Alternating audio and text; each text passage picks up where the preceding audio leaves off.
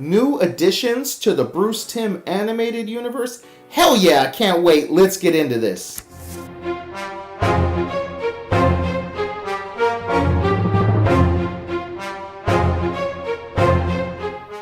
What's up, universe, and welcome back to the web's first must-see comic and nerd culture show. Welcome to Comic YOUniverse, guys. I'm one of your hosts, as always, C-Dubs, and as you can see, I'm riding solo on this video. And guys, have I got a good one for you here today. A bunch of you guys on social media were asking me if I got around to seeing Justice League versus the Fatal 5 and what did I think. So I thought I'd go ahead and make a review video on it, even though it came out last week. I saw it again last night to just kind of refresh everything and make sure I had a good concept of how I really felt about this movie. And guys, as always with all of our reviews, I'm going to give you the good, the bad, and the badass. I'm going to top it off with a score and let you know if you should go see it or not. Now, Justice League versus the Fatal 5 does fit within inside the Bruce Timm animated universe. If you don't know who Bruce Timm is, you should. This is the guy from the mid to early 90s all the way up to about the mid 2000s who developed all of DC and Warner Brothers animated, superhero films, if you will, and TV shows.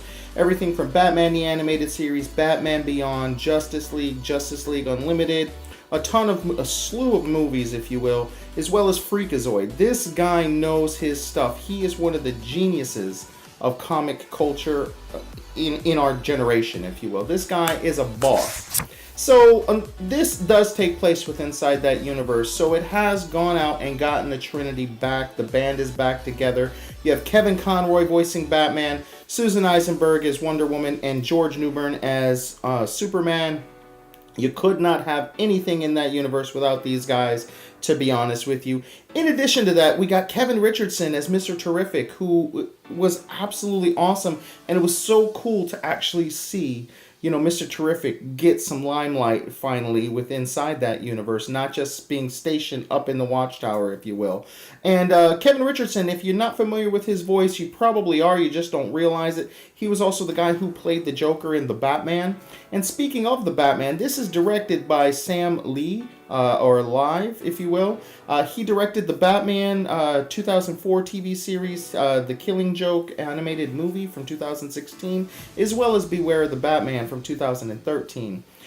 In addition, some of the other casts, which was really good, Jessica Cruz were introduced into this movie, and she is played by Diane Guerrero, the actual actress that is in Doom Patrol, and she's phenomenal. She does a great job as Jessica Cruz. And we have actually Bruce Timm voicing Two-Face in this, and Two-Face has a small cameo role. So that alone, the nostalgia was like, as soon as I heard him, I was like, oh my god, that's Bruce Timm, that's so awesome! And I just almost flipped out of my seat. So this story revolves around the Fatal 5. Basically, we open up with a battle and in the future, obviously against the Legion of Superheroes, if you will. And a few of the members from the Fatal 5 make their way back in time, and along with them, Cosmic Boy actually finds his way traveling with them. And when he gets back into the prime, I should say, time, if you will, with the Justice League inside that animated universe, he is basically, we find out that the medicine that he takes that helps him cope with his mental illness, that allows him to be and activate and be an active member in the Legion, if you will, he doesn't have it. He ran out of it. It broke. His last vial broke. And in the past, they don't have the medicine that actually helps him. So he's slowly losing his mind, and he's forgetting why he's there. Meanwhile, the Fatal 5, we find out, are there to actually basically save some of their colleagues, if you will. A couple of the other members of the Fatal 5, who we find out were sent into the past because there's no cell in the future that could actually hold them, which I found very interesting, that the past would be able to do so. And we find out that they're actually being held by the Green Lantern Corps, which does not exist in the future, which I found interesting as well. What was really, really cool about this, I guess the good, is the voice acting, of course, top notch. It was really, all the nostalgia points really hit really hard with this film, especially if you're, someone of my age, or if you just know those cartoons. You're going to get all the nostalgia points. You're going to be very familiar with the universe. You're going to know what you're dealing with. The fight scenes, the fight choreography, everything is really, really cool here. I don't have a single bad thing to say in that regard.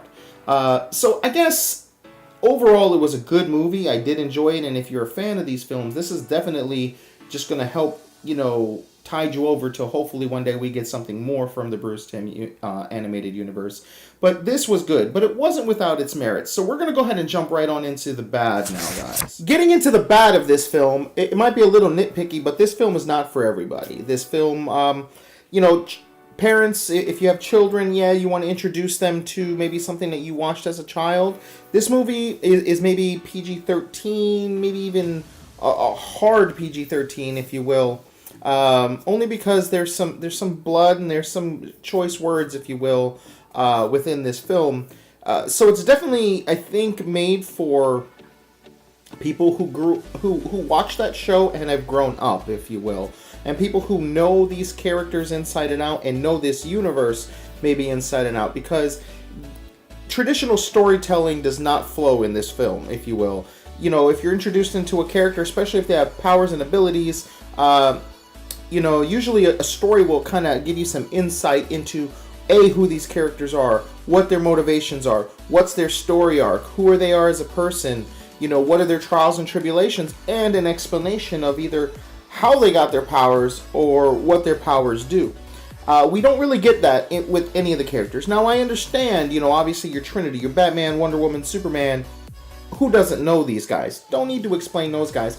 But if you're a child and you're just getting into, comic books, and you see Mr. Terrific here, and you know nothing, one of two things, and it's a flip of a coin is going to happen here.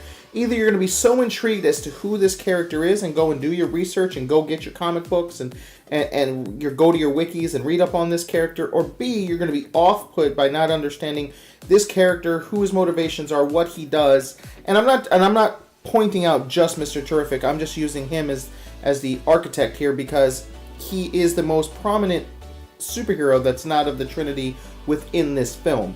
We get another Green Lantern, Jessica Cruz. We're introduced into her and how she's trying to adapt to the superhero life, and she's dealing with some mental issues as well. But again, if all you're familiar with is Hal Jordan or maybe John Stewart, you're going like, who is she? Why is she? Where did she come from? You get a little bit with her too, and she's probably the only one that has a story arc, if you will. But still, some of these characters are just not flushed out enough. None of the bad guys, one of the bad guys, you get his motive. The rest of them, they're just there. They're there because they're part of the team and their background. So again, if for a 70-minute runtime, there wasn't a lot of meat and potatoes. It was just, hey, you should know who these guys are. If not, go back and watch the show, then come back and see us when you're maybe 2 or 3 years older. If you're a kid, again, this may not be for you. Not that it's bad in any way, but again, some parents may not want to see. We get a scene where Superman is sliced by an axe in his abdomen area. He's just bleeding out. So again, that might not be for everybody. So again, this film is just kind of weird. It's very, very random. We get a slight spoiler alert as well. We get Miss Martian kind of in the role as the sidekick to Batman. And it's just random as all hell. And she's trying to prove her way and earn her way into the Justice League. But again, they never flat out say she's Batman's sidekick. But for all intents and purposes, she's been Batman's sidekick through the film. So it's very interesting to see that dynamic. And I know he has a connection with teenagers and helping them develop into heroes and deal with their powers and their abilities and their skills. So if the Justice League was going to start allowing teenage members into the fold or under a training program, he is definitely, believe it or not, probably the single best mentor that any of them could have. So it's just very interesting, and it's just random as all hell, and I could see that being very off-putting to some people. But again, if you're familiar with these characters, if you're familiar with the universe, you should be okay. And now, universe, we're going to get into the badass. The badass of this film is the universe that we're in, the characters that we're dealing with, the fact that we're getting Mr. Terrific as a, not necessarily a focal point, okay, but definitely being shown as a capable member of the team, not just someone that sits in the watchtower. The fact that we're getting the Trinity voice back, the fact that Bruce Timm is actually in the nostalgia factors, focusing on a new Green Lantern, a female Green Lantern, giving empowerment to and showing, you know, a not flushing out. I don't want to say they flush out any mental illness, but they touch on some mental illnesses between Jessica Cruz and Cosmic Boy within this film, and it's a great thing. There's definitely was a huge gap and a room to grow, but they actually touch on that, which is definitely a really cool thing. Another really badass moment was when Jessica Cruz finally mans up and she's like, I'm going to be a hero. I need to stop these people. You know, she does it. And what's really cool is we see some aerodynamics and some fight choreography in the air that I have not seen out of an animated film, to be honest with you. Especially within that universe. It's kind of usually just like flying, soaring, punch, fall type of thing. But like literally like flips, twists, and turns while people are trying to attack her. And she's actually showing some really good fight choreography, and that really was a big standout for me. I really enjoyed it. Idiots! You've doomed us all!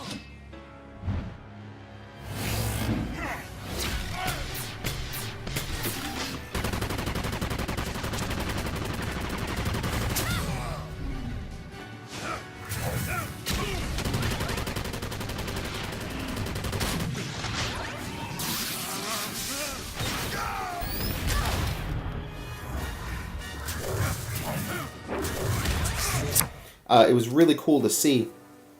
And they kept referring to her as Limelight. And I'm a little behind in the comics. Not by much, but just a little behind. So I'm not sure if they're starting to call her that in the comics, or maybe moving forward that might be something they start calling her. Just calling her Limelight instead of Green Lantern, if you will, Jessica Cruz. So we'll see. Again, if that's already been something, it's been something for a little while. My bad on the ignorance on that, but I stopped on Justice League for a while now after Rebirth, and I just haven't gotten back into it. All my money has kind of been here for the channel and grow for the, you know, me and the guys trying to grow the channel, so kind of had to allocate, but I will catch back up. But anyway, guys, this movie was great. Right now, it is sitting at Rotten Tomatoes. Actually, it only had an audience score of 64%, which I honestly found a little low. IMDb had a rating for it for 6.3. There was no Metacritic rating at all. Google has it at 89%. And me, I would give this a solid 4 out of 5 if you're familiar with the universe. If you're not familiar with the universe or some of these characters, I would say it's still a good time, especially if you like superheroes and action. Okay, but I would honestly have to give it a 3 out of 5 if you're not familiar with this universe, guys. So, Justice League versus the Fatal Five. What did you guys think? Did you like it? Did you hate it? Do you have some of the same gripes that I have? Did you not care because of all the nostalgia? Are you familiar with the old work, if you will, like Justice League and Justice League Unlimited, Batman the Animated Universe? Have you ever seen any of that stuff? If you haven't, definitely go check that stuff out, because I'm telling you, if you like this, you'll love that, guys. So guys, as always, now I'm going to ask you to Hulk smash the hell out of that like button. Smash it like you mean it. Don't forget to click that notification bell. Subscribe if you haven't already, but that notification bell lets you become a part of the universe so that you can join in the conversation every time we drop a video, guys. And until next time, I'm C-Dubs, and I'll see you in the universe. Peace!